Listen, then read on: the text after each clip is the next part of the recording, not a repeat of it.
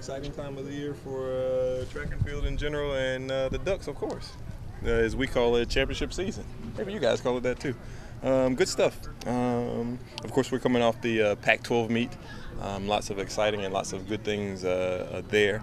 And then, of course, we just had our banquet.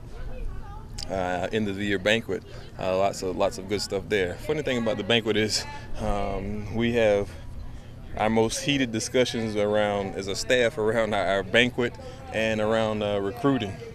So it's always spirited conversation when it's those two times of a year. So good stuff, and got through that as well. I think we end up picking the right kids, and of course we tried to do some new things there, or different things there with the banquet. Of course, holding in the HDC Hatfield Dowling complex there, and most of the feedback I got was pretty positive. So seems to be a good thing. And then of course we're off to Austin, Texas. Of course, I'm probably a little biased with this whole regional concept. It'd be great if we could just take 24 to the NCAA meet. It would be a good thing, but you know, it's the rules and the things that we've been given. So of course we'll play along and abide by those, and go to regionals and see if we can get as many of those kids qualified. You know, based on our statistician in our office, we have the most entries out of any team combined. So both our men and women's team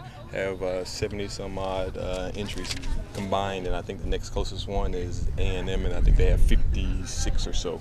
So I don't know if that means we do really well or what, but that's what the numbers say. And of course the regional situation is you go down there and be in the top 12. Top 12 comes to the NCAA championship. So we'll try to put as many of those 70-some kids that we have going to the regional meet. We'll try to get them to go and be in the top 12. You've been gearing towards the NCAA outdoor championships all year long. You know, how focused do you feel like your team is right now heading into this preliminary round? It's one of the things to where they've been talking about it, and they know this is the goal. They know this is what we've kind of put our season around, our game plans is around. I think we've done that in years past, and so I think we're ready. We're as ready as we're ever going to be. Old country boy like myself from North Carolina would say the hay is in the barn now, so there's not too much more we can do at this point in time.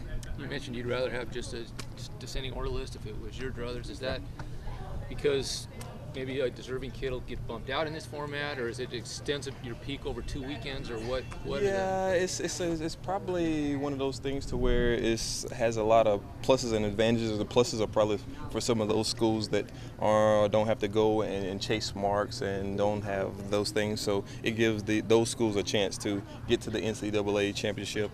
But I think what we've seen after having this for a few years is those top kids get through regardless. And so that kind of is one of those small school things there that probably is a deterrent for them. But overall, I think that the kids that are supposed to get through. But it's just like you said, the peak thing there, you have to continue the season, and you extend the season out another probably 2 weeks or so. And of course, for us, it falls during our exams. So we're in probably 2 stressful situations there in itself, where most of the schools on the east and then some of the schools on the west are done with school. Those semester schools are done, and they've been done for a couple of weeks now. So they're still hanging around to come to the NCAA championship. So there's pluses and minuses, but for us and what we're trying to do, I think it'd be easy just to do the descending order list. How do you manage all the schoolwork that has to be done along with the competition? Well, we have a great academic advisor in Dietrich Moore that kind of navigates some of those landmines and pitfalls, and then of course our faculty and staff tend to be very, very friendly and very fortunate to work with us, and we're able to get some of those things done beforehand, and then others of those that aren't as friendly or aren't as easy because they just want it done that way. The kids will have to go and take those exams. Will Fleet run both the 800 and 1500? No. Do you know which one? He'll run the 1500 meters. Yeah, he wasn't declared in the 8. Oh. Phyllis not being declared in the 2, is that just you want her focus on the 400 basically? Yeah, that's one of the things to where that's a hard double, the way the schedule is set up. So it was never ever in the plans for her to run the 2 and the 4. Maybe if there's a different schedule switch, it make it a little more feasible. But I'd be hard pressed to find someone that has done that double the way the schedule is at a high level. Trevor Dunbar has come back from injury, had a very good season for you. What sort of made him excel for you as a senior? Just the time, you know, when you say he's been dinged up a little bit there last year, and then so he started to come around a little bit this year. He's just had a prolonged period of good health, and anytime you're able to rack up 100-mile weeks back to back to back, you start to reap the benefits of some of those. And Coach Powell's done a phenomenal job in bringing him along and making sure that he's doing all the right things. So whenever you get that type of health and they're able to log those that type of mileage, you know, that's just a matter of getting in the right race.